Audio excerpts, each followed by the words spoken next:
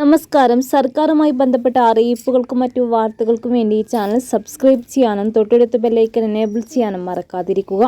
വിശ്വ ഹിന്ദു പരിഷത്ത് വേദിയിൽ മുസ്ലിങ്ങൾക്കെതിരെ വർഗീയ വിദ്വേഷ പ്രസംഗം നടത്തിയ സിറ്റിംഗ് ജഡ്ജി ശേഖർ കുമാർ യാദവിനെ ഇംപീച്ച് ചെയ്യാൻ പ്രതിപക്ഷം നൽകിയ നോട്ടീസിനെ ചോദ്യം ചെയ്ത പൊതുതാൽപര്യ ഹർജി അലഹബാദ് ഹൈക്കോടതി തള്ളി. കോൺഗ്രസ് നേതാവ് MP കപിൽ സിബൽ അടക്കം 55 പ്രതിപക്ഷ MP മാർ നൽകിയ നോട്ടീസിൽ നടപടി സ്വീകരിക്കരുതെന്ന് രാജ്യസഭാ ചെയർമാൻ നിർദ്ദേശം നൽകണമെന്നായിരുന്നു ഹർജിയിലെ ആവശ്യം. ഹിന്ദുവെന്ന സത്യത്തിൽ നിന്നാണ് ജസ്റ്റിസ് ശേഖർ കുമാർ യാദവ് ആ പരാമർശങ്ങൾ നടത്തിയതെന്ന് ഹർജിക്കാരനായ അഡ്വക്കേറ്റ് അശോക് പാണ്ഡെ വാദിച്ചു. ഹിന്ദുക്കളെ ബാധിക്കുന്ന വിഷയങ്ങളിലാണ് പരാമർശങ്ങൾ, അതിനാൽ ഇംപീച്ച് ചെയ്യാൻ പാടില്ല എന്നായിരുന്നു വാദം.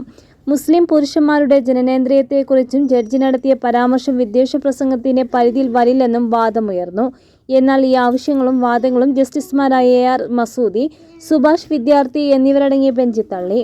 പൊതുതാൽപര്യ ഹർജികൾ സമൂഹത്തിലെ ദുർബല വിഭാഗങ്ങൾക്ക് നിയമസഹായം തേടാനുള്ളതാണെന്ന് ജസ്റ്റിസ് സുഭാഷ് വിദ്യാർത്ഥി ചൂണ്ടിക്കാട്ടി. 2024 December 12 Vishwa Hindu പരിഷത്തിന്റെ legal cell നടത്തിയ സെമിനാറിൽ മുസ്ലിങ്ങൾക്കെതിരെ ജസ്റ്റിസ് ശേഖർ കുമാർ യാദവ് കടുത്ത വർഗീയ പരാമർശങ്ങൾ നടത്തിയത്. ഇതിന് 4 ദിവസത്തിന് ശേഷം ഇയാൾ കേൾക്കുന്ന കേസുകളുടെ സ്വഭാവം ഹൈക്കോടതി ചീഫ് ജസ്റ്റിസ് മാറ്റി.